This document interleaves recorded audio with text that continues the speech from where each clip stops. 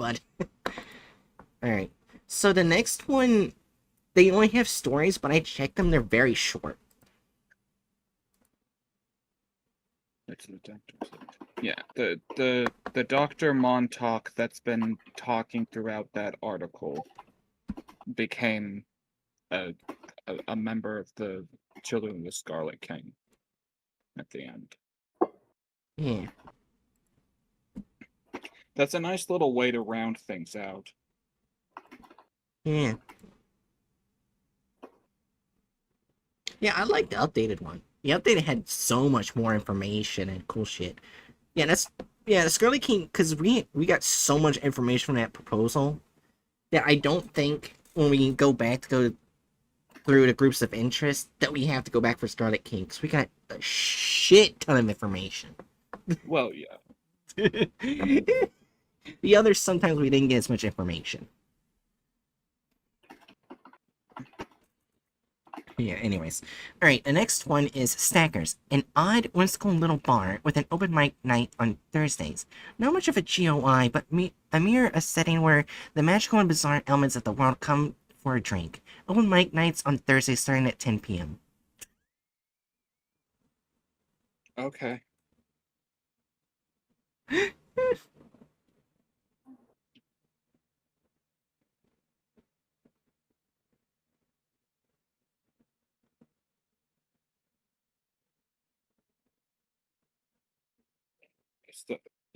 Why are we just sitting here in silence? Alright, sorry.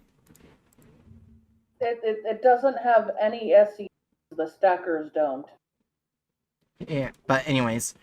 Yeah, but like I said, it's like super... This is literally the longest one. The other ones are shorter. Should we do the shorter ones or the longest one first? I don't know. Since I read majority of that proposal, do you want to read this one, Jerry?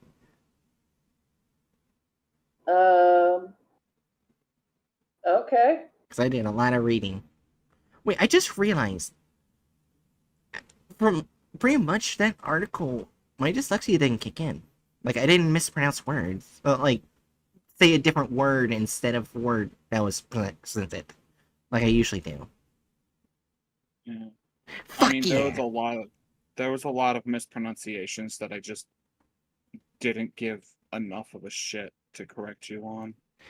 But yeah, I did pretty good for my dyslexia. Yeah, you did. Anyways, whenever you're ready, Jerry.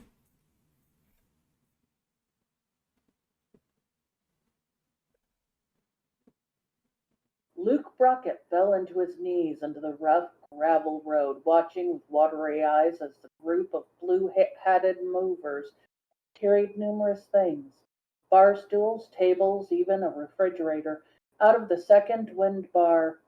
What the hell? He thought, bringing his hand up to his eyes as a one-sided conversation blared in his mind. You're just gone? That's how you go? No, no, no, you couldn't have. He shook his head and rose, walking in front of one of the workers, who quickly stopped, almost dropping the cardboard box in his hands. What happened? I don't think that I can. The mover looked up, grimacing as he made eye contact with the quivering Luke. The owner died suddenly, left everything to his sister, and she's selling the property, so. Luke simply stared for a moment before turning around, his fingers curling into fists. Every step he took felt fatally heavy as he walked for what seemed like hours, eventually arriving in his apartment. He flung the door open, leaving lights off as he went directly to his bed, curling up under a heavy blanket. I don't even get a warning. Just like that, huh? You said you were gonna stay. I just wanted you to. A soft giggle pried open his lips, and a tear leaked from his eye. God, Suddenly, a brisk chill swept through his body, causing his hair to stand on end. Then he felt a familiar warmth from beneath him, like a toasty fire, but it quickly faded. He sat up, looking behind him to see a glimmering strip of gold paper rested on the brown hardwood. Luke wiped his eyes on a blanket, stepping out of bed, grabbing the paper. Press here for one-time access to Stacker's Coffee House and Bar. Suddenly, a red button popped out of the ticket, and Luke dropped it with a surprised gasp. What is this thing? Stackers? He backed away, his eyes drifting to his phone. I shouldn't mess with it. Maybe I could. His eyes were pulled back to the glistening ticket. Well, it's not like it'll actually do anything. He crouched down, pressed the button, and then blacked out. But why me? Seawan laughed. Next time you're up there, look at the crowd. He showed his signature warm smile. That's your answer. I'm sorry for giving a man a lady's voice.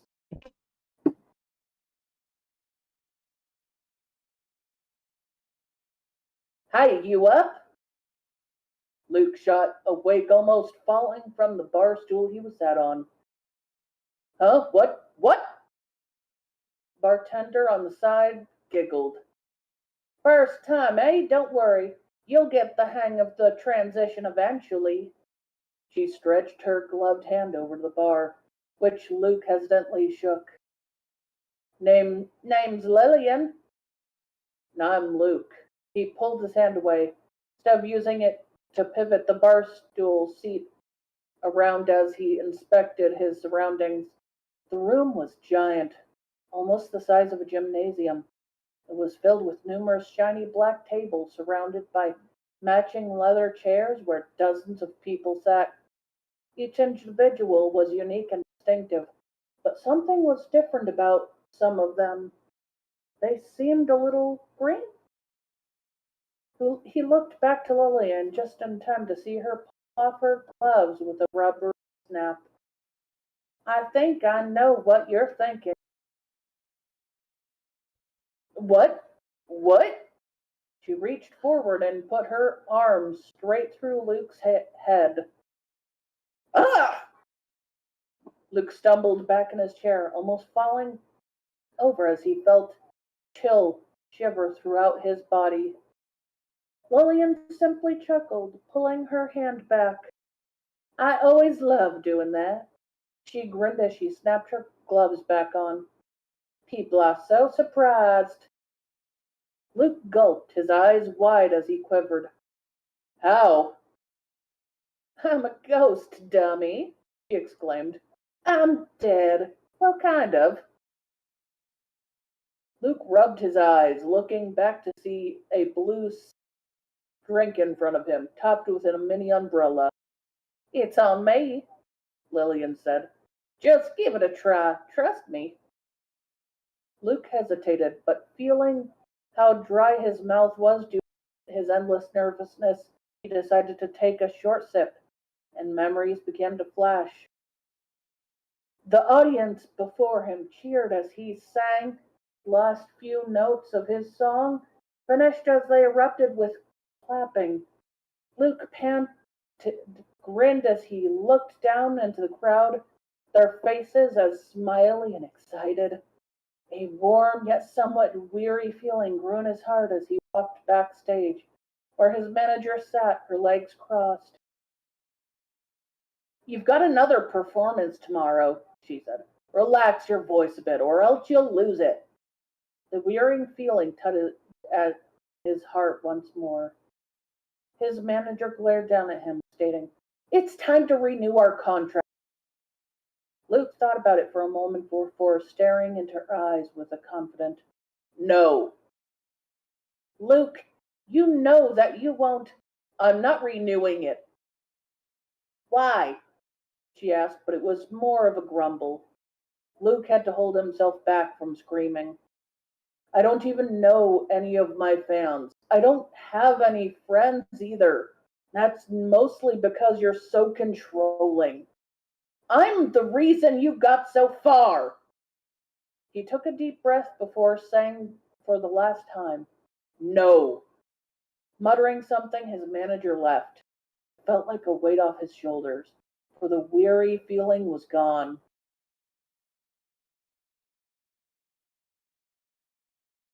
Luke looked up from his drink at the second wind bar to see a rather gray old man on the bar's tiny stage, speaking into a microphone.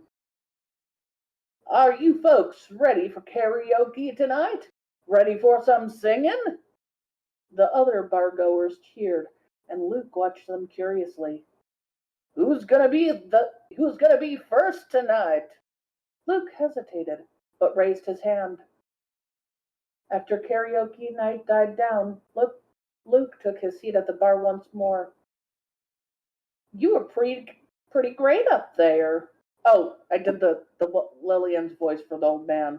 Okay. The old man said as he took a seat next to Luke. Luke, right? People call me Seawind. Nice to meet you. Luke took a sip of his water, thinking before setting his cup back down. You're the owner of this place, right? Yep, and I have a little proposition. Luke peeked over at Seawind. I want to hire you just to clean a little, perhaps a bit of bartendering, but most importantly, I'm going to hear you sing some more. Your voice is wondrous. Oh, thanks. Luke's face grew red as he looked down, gripping his cup. But why me? Seawind laughed. Next time you're up there, look at the crowd. He showed his signature warm smile. That's your answer. What was that? Luke said as his memories faded from his thoughts. It was like... Lillian laughed, taking the blue drink away from him. Like you were reliving your memory. Like you were reliving the moment, right? That was so strange, but also pretty nice. It's one of our signature drinks. We call it the Remembrance Brew. Kind of like of a dumb name, but it fits. Wait, why'd you take it away? We only let people drink until it takes effect. Any more and your brain goes kaput. Oh, how does that work? I don't know, she shrugged. An overload of emotions or something? Huh, fun. It really isn't, Lillian said, leaning forward. So, you all good? A-okay? Yeah, it's just a little confused. Still, how are you a ghost? Some people are just too stubborn to die. She smiled and walked further down the bar to help other customers as Luke groaned and sat in silence, thinking when suddenly someone sat on the bar stool next to him. Hey there, Luke. He looked over and swelled up with tears when he saw the old Seawind, even though he had a hue of green covering his skin. Sorry we can't hug. Ghost stuff. I think there's some way we could, but... Luke patted his eyes with his sleeve, sniffling. You're here. Your sister closed the bar.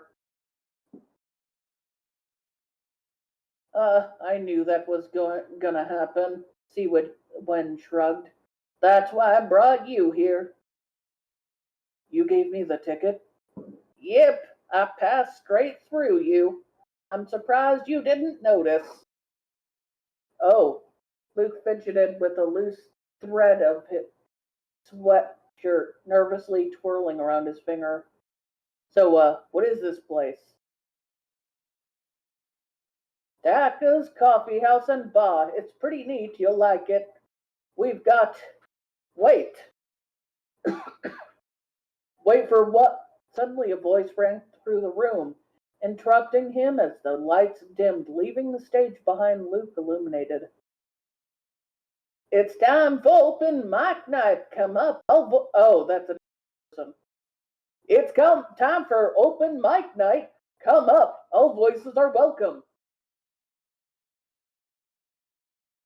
I'd pat you on the back, but I don't have any of those gloves that let me touch things. Seawind grinned, stretching his neck. But you should go on. Offer them something. They'll accept it. Bring out your true voice. Show them who you are. What makes you, well, you.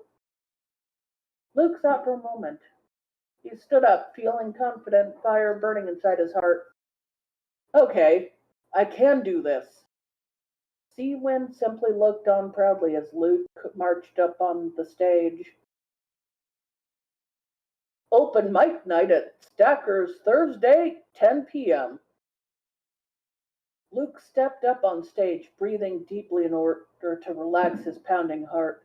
He takes the microphone off its stand, clearing his dry throat. Offer this tale in my own. Years before now, a man sang to the stars as he searched for a place he could fit in apart. From all that was around him, he was overrun, decided that he was just done. He considered the pathways that were all laid out, but all of his choices were clouded with doubt. A tug at his heart pulled him straight to a bar, where he sat and he drank, cramping under the stars, until in an event he could not understand, he was suddenly reminded of his dear plan. I wish I was a star, he thought, but then again, not really. Of course, he'd already decided. He really seemed quite silly. Finally, he made a choice. He found a place to stay, but suddenly his plan broke down. It all went astray. So he simply ran away with the help of a friend. He found his way here. I won't just disappear. The audience bursts out in a brief applause. The lost wanderer steps off the stage. He smiles once again. Till next week.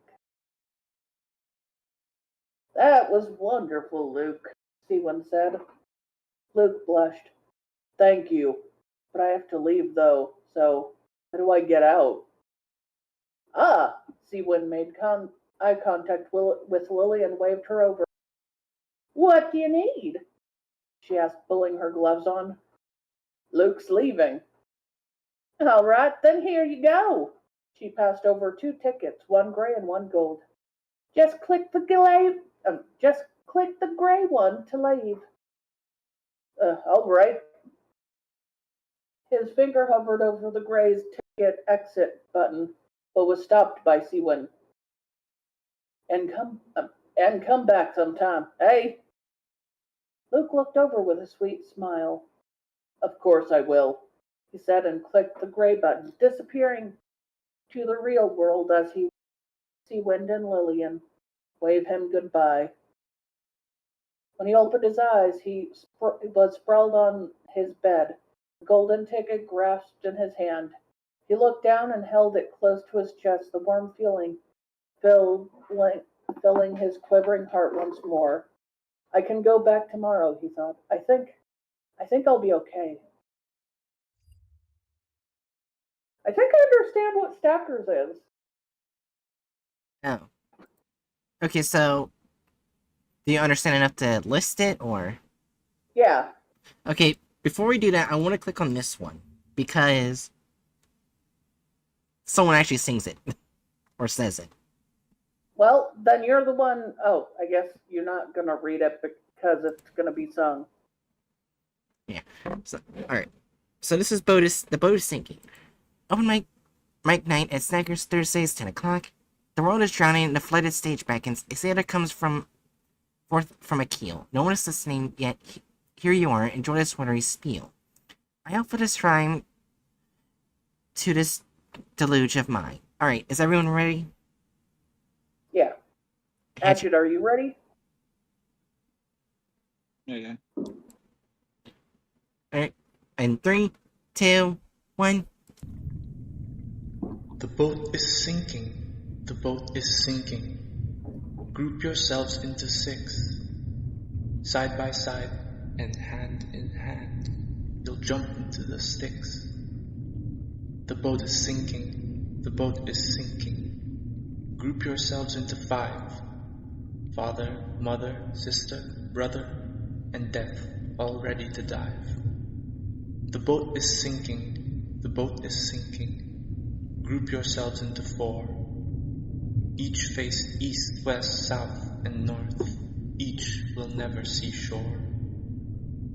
The boat is sinking, the boat is sinking. Group yourselves into 3. 1 for rowing, 1 for towing, 1 to toss in the sea. The boat is sinking, the boat is sinking. Group yourselves into 2. Be partners or be nemesis beneath the deep of blue. The boat is sinking, the boat is sinking. Group yourself into 1. Pull the ships from the ocean floor to sink once more in the sun.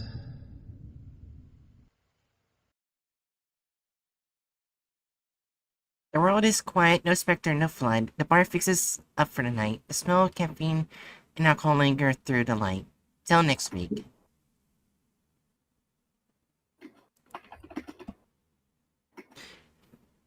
Alright.